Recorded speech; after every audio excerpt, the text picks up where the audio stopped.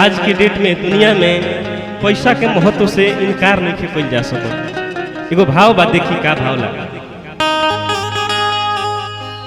कि ऐसे त दुख बहुत के बात जिंदगी में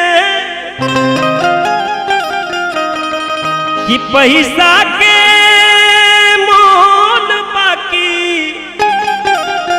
ए जे बुझाता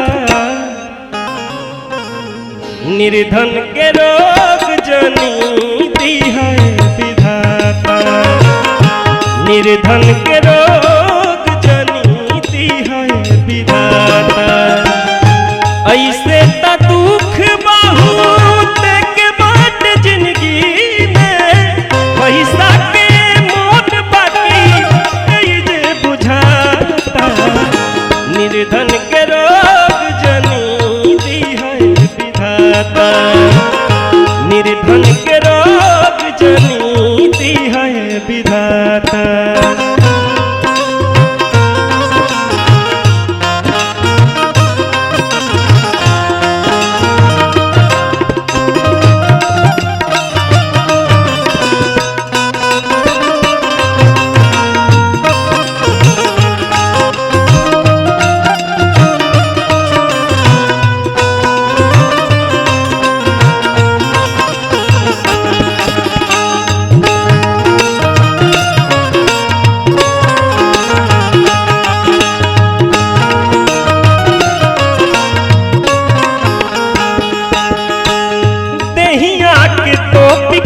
भूखिया मिटावे खट के गरीब अपन इज्जत बचावे।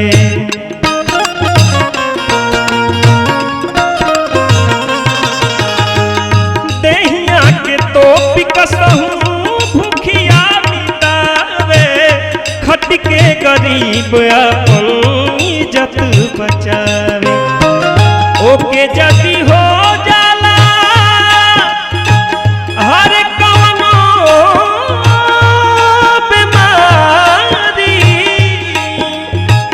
बिना रे इलाज उन्हें छिछियाता निर्धन के रोग जनी दी है विधाता, निर्धन के रोग जनी दी है विधाता।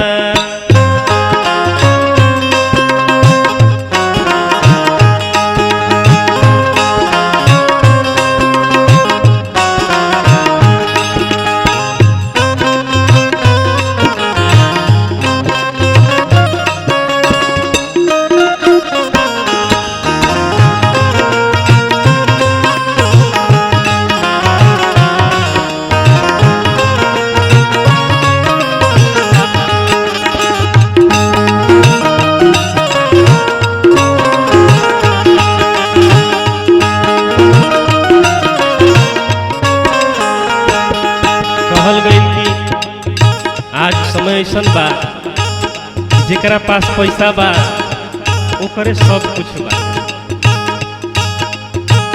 जेने माल माल रुपया भरल टरक बा बड़े बड़े रोग पर तो ओही लोग के हक बा।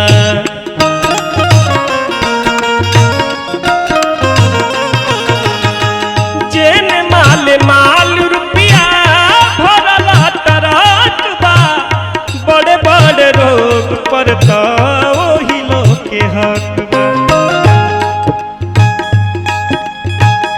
लागेला करोड़ जब हर करोड़ माल कहरे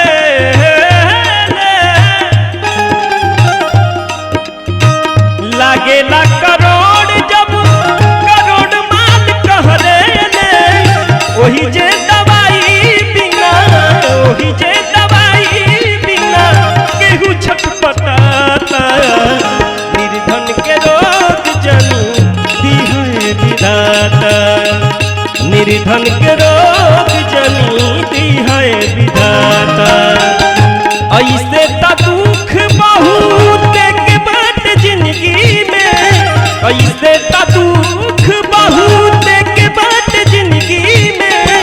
पैसा के मोल बाकी यही जे बुझाता निर्धन के रोग जनी दिहाए विधाता निर्धन के रोग जनी दिहाए विधाता निर्धन के रोग जनी